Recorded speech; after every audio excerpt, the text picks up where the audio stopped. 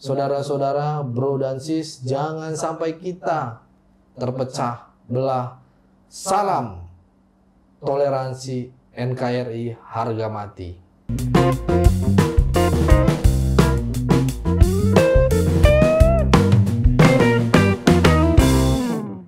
Saya perlu kasih tahu dulu saudara-saudara, gereja YouTube ini mengenai kegiatan kemarin ya saudara-saudara, yaitu mengenai membantu pertumbuhan gereja, membantu jemaat-jemaat yang ada di daerah. Sebagai sesama manusia, kita saling mendukung. Terima kasih bagi Bapak Ibu semua yang sudah dukung kegiatan pelayanan kita, yang sudah ikut mendoakan atau namanya ikut berdonasi. Tuhan berkati saudara-saudara. Dukung terus semuanya program kegiatan pelayanan gereja YouTube, karena gereja YouTube ini masih banyak program. Bahkan kita ada program membangun gereja di pelosok-pelosok, tempat ibadah yang tadinya tidak layak gitu ya. Kita coba untuk kemas bagaimana tempat ibadah tersebut bisa layak untuk dikatakan tempat ibadah. Banyak saudara, tempat-tempat ibadah di pedesaan tidak layak, bahkan bisa dibilang tidak pantas dibilang tempat ibadah ya, membahayakan jemaat. Maka dari itu kami gerakan gereja YouTube membuat sebuah CMG, gerakan membangun gereja. Tugasnya CMC ini banyak saudara. Salah satunya selain membangun wujud atau raga gereja, atau bisa dibilang fisik layak di gereja gitu ya, fisiknya gereja gitu, dinding seperti itu ya. Selain itu mencoba untuk sampai ke legalitas perizinan gereja tersebut. Jadi selama ini kan banyak sekali gereja ditutup karena alasan IMB atau alasan gak punya izin dari SKB 2 Menteri. Kita bantu agar gereja-gereja yang tidak memiliki izin gereja bisa sepantasnya layak untuk perizinannya. Nah, kalau mau tahu kegiatan kita, mau tahu sampai mana proses kinerja gereja YouTube, ayo jadi member gereja YouTube, menjadi member gereja. Karena kalau saudara jadi member di gereja YouTube, saudara bisa melihat video kegiatan kami di pedesaan, di tempat terpencil. Kenapa harus dibuat member?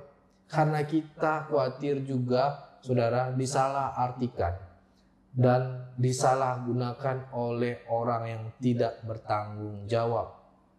Maka dari itu tim gereja YouTube juga mau untuk melayani ini dianggap spesial dan tidak mau diumbar-umbarkan. Biarkan pelayanan ini untuk benar-benar murni untuk memuliakan nama Tuhan. Gimana caranya bergabung dan menjadi member? Saudara bisa klik tombol bertulisan terima kasih, dan di situ saudara bisa klik nominal dan klik kirim melalui via apa. Yuk jadilah member.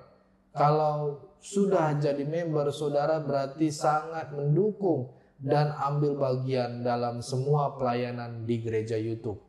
Selain itu, saudara bisa berdonasi untuk pelayanan ini. Atau saudara mau memberkati, di nomor rekening yayasan kami bisa ada kolom di kolom deskripsi setiap video kami. Karena gereja YouTube juga tentu butuh dukungan dana Bapak Ibu, saudara sekalian. Tapi ingat, kepada saudara-saudara yang tergerak hatinya ya untuk ikut membantu pelayanan gereja YouTube, segenap keluarga besar gereja YouTube mengucapkan terima kasih. Tuhan Yesus memberkati.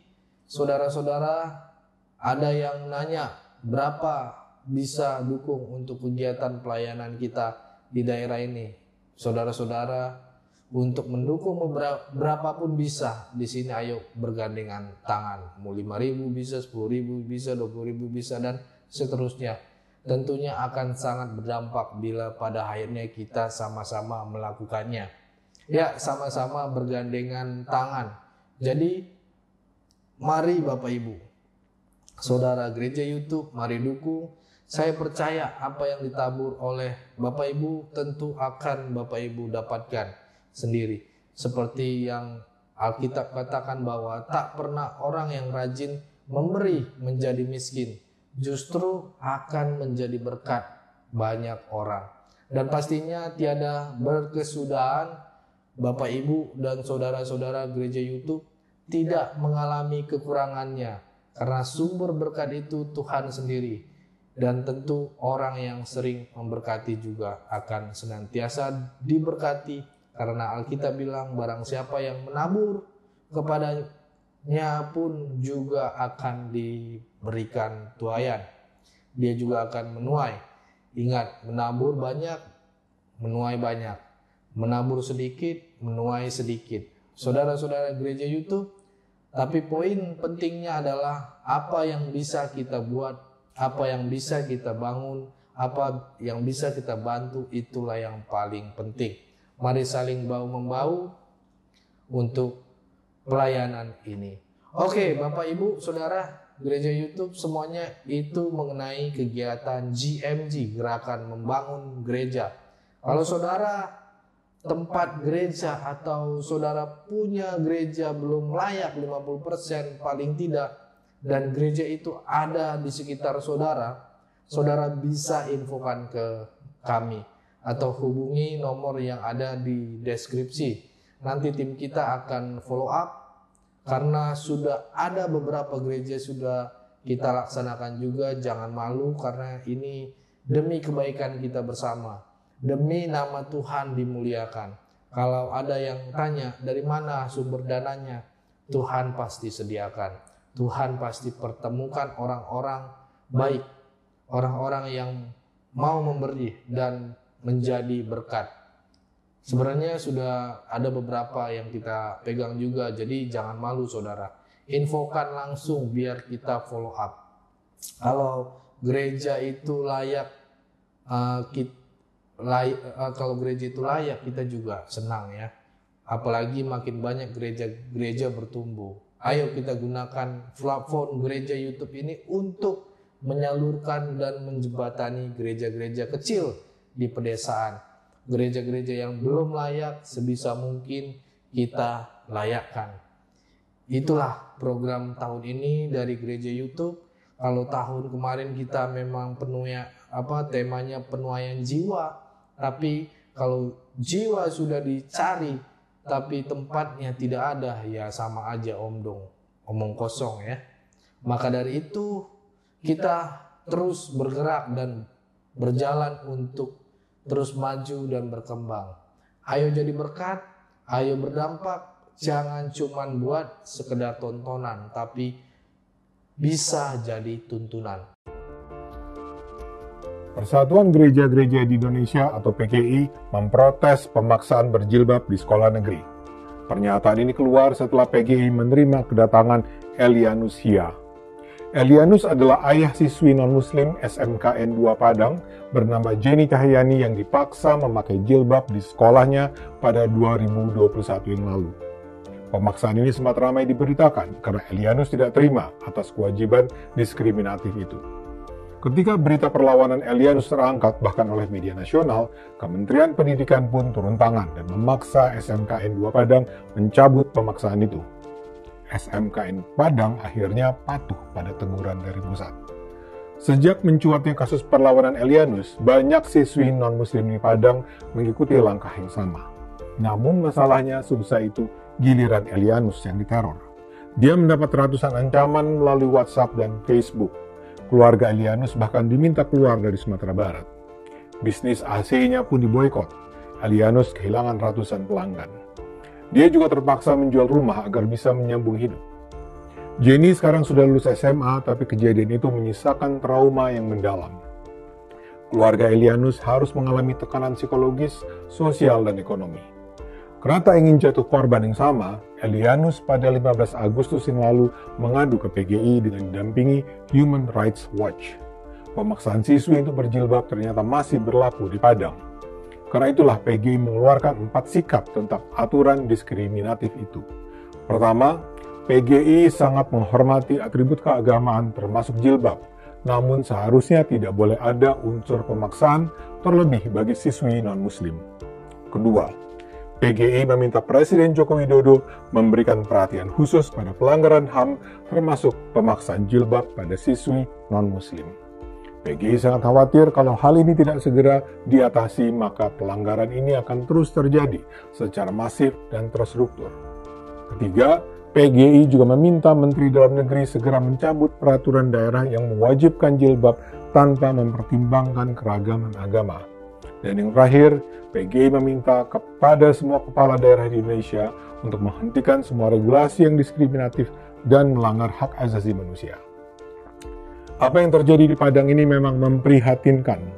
Peraturan wajib jilbab itu dikeluarkan oleh Wali Kota Padang, Fauzi Bahar, pada 2005. Namun, sebenarnya aturan itu hanya diberlakukan pada siswi muslim. Kementerian Pendidikan sebenarnya sempat mengeluarkan peraturan yang melarang kewajiban tersebut. Namun, peraturan tersebut justru dibatalkan oleh Mahkamah Agung sehingga kewajiban itu tetap berlaku. Berjilbab atau tidak berjilbab adalah keputusan individual yang kita wajib hormati.